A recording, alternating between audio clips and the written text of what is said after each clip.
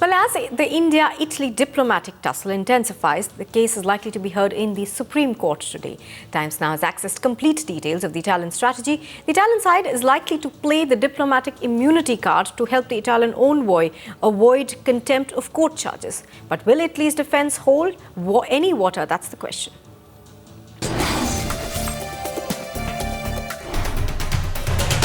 With Italy's refusal to send back Marines accused of murder, putting the Italian envoy in breach of the undertaking he had given. The focus is now on today's hearing in the Supreme Court. The Italian envoy has already been told not to leave the country, as he had stood guarantee for the Marines. What's extremely clear from top sources telling your channel the exact plot, the exact strategy that's going to be taken on by the Italian ambassador is simple.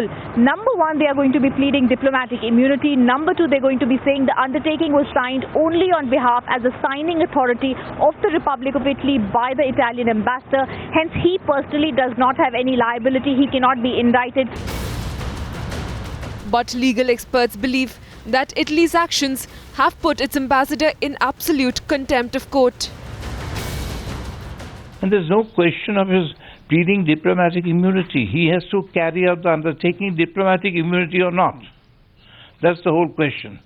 He is in contempt. My view is there is no question of a petitioner saying I don't submit to your jurisdiction. But wiser counsel have prevailed, so they will argue and they will see what happens. While the envoy may plead diplomatic immunity, he will have to explain as to why he failed to keep his guarantee that has led to a diplomatic standoff between India and Italy. Bureau Report, Times Now. Well, Rhythm now joins me live from New Delhi. Rhythm, take us through what's expected in court today. The diplomatic immunity card likely to be the crux of the issue?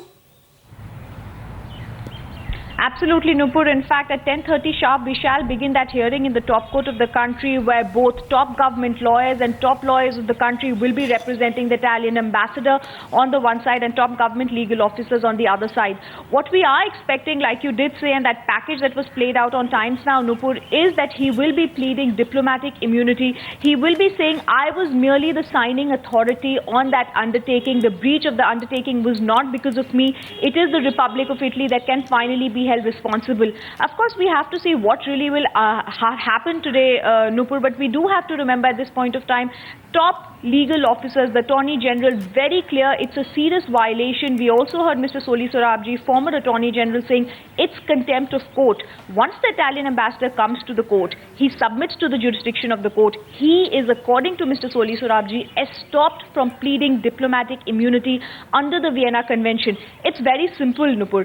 Italy comes to India's highest court. They submit to the jurisdiction. Then the murderous Marines are given permission to escape, or rather to go to vote from India. Once they go from India, they simply escape. It's a betrayal. It's a lie that was told to the top court of the country, and very serious action probably to be taken against them by the Supreme Court. It is the first time after that breach that they are coming here now. We really have to see how the Italian ambassador is going to be spoken to in the court. He personally probably not making an appearance. Our sources also telling us no affidavit is being filed by him. But what's very crucial is the arguments that will be put forward by him.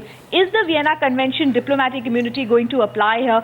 Will he get away scot-free by stating that? Can the top court of the country take action? According to somebody who appeared for them earlier, Mr. Hari Salve, action can be taken against the Italian ambassador for that breach of undertaking. Because, Nupur, we have to remember, it is only on the basis of that undertaking, that affidavit, that all the permissions were given to the Italian Marines to go from India. They were first allowed to go in Christmas time, now during the voting time. So it's really for the court to say at 10:30 what action will be taken against the ambassador.